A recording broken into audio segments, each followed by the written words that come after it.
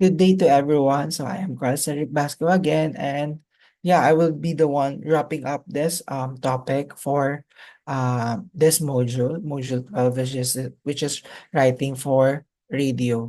So we've discussed a lot about writing a script for the radio broadcast, and we have discussed many principles already. The first three, I guess. So now we'll have three more, the last three principles that we can follow as we write down our scripts that will be helpful when we finish our radio broadcast for this subject. So let me share my screen.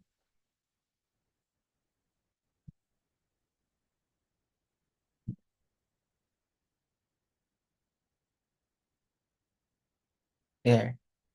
So as you can notice, um, we'll move on to the fourth principle, which is the putting action in your sentences. Hang on. Okay. So what do we mean by this?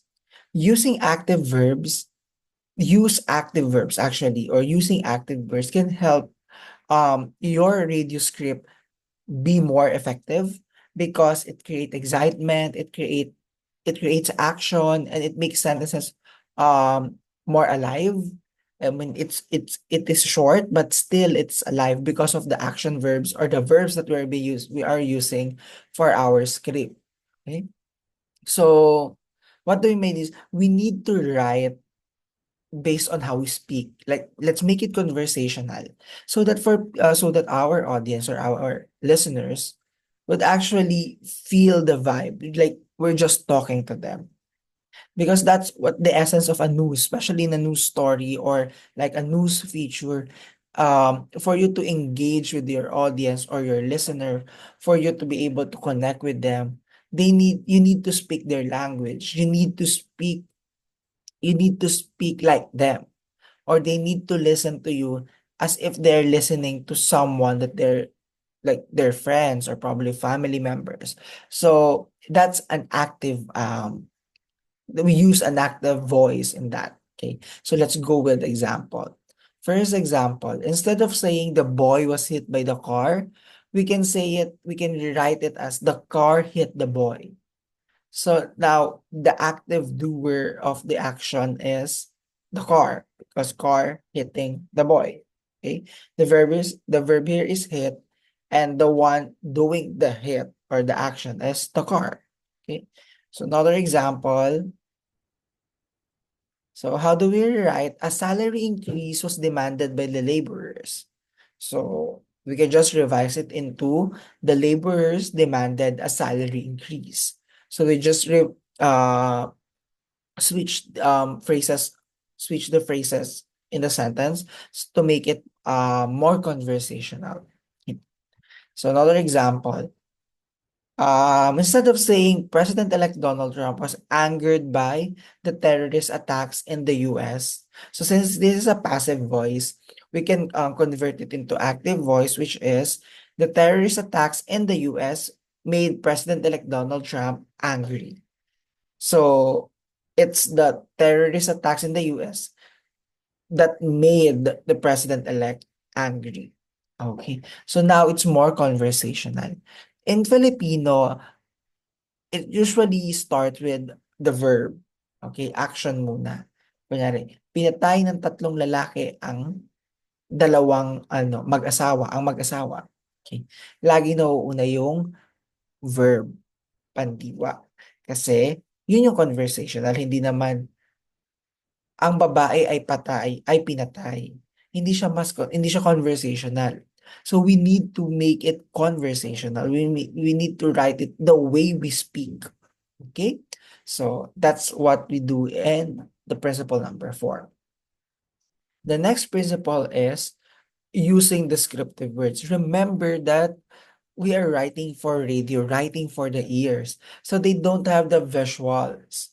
So it's the visuals will come from the script that we write.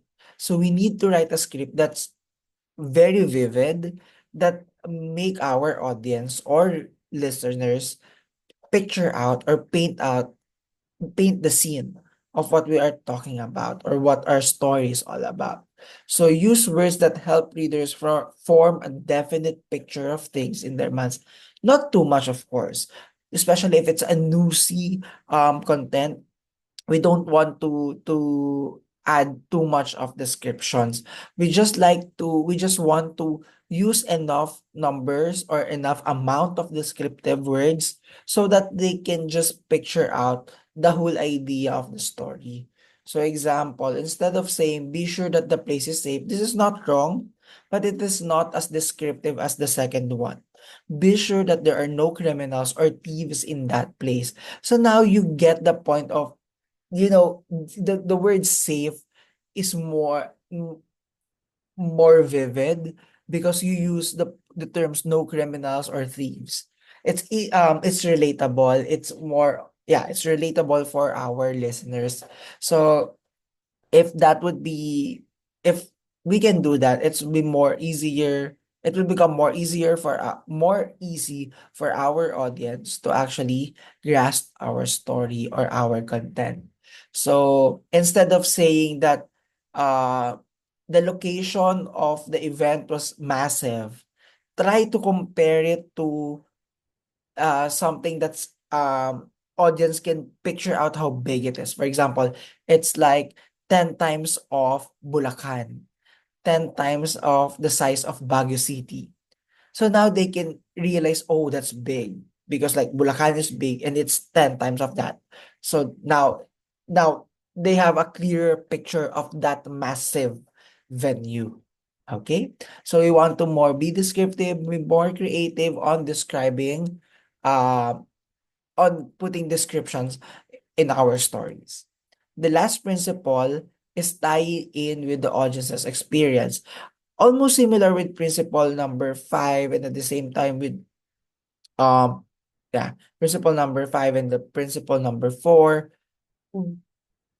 The content that we do for like radio broadcast is more will be highly appreciated by our listeners if we we write the script connected to them, like based on their experience. Know your audience. It's very important that we know our audience. Sorry, I did put yeah.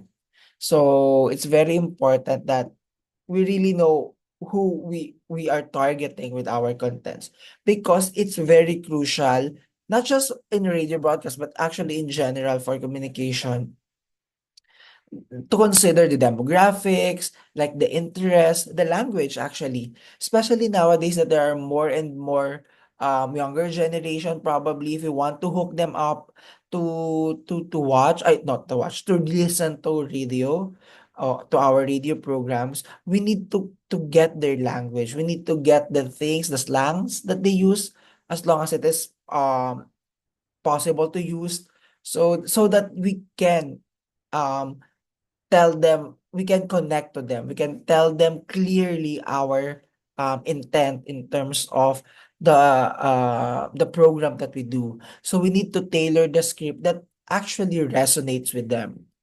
Um, that will evoke emotions and that will keep them engaged in the broadcast. So that would be a challenge for us and also for like in general for all people working in the broadcast, especially in the radio, that there's so much we need to take in consideration our audience very well because they're the ones who will be consuming all this content.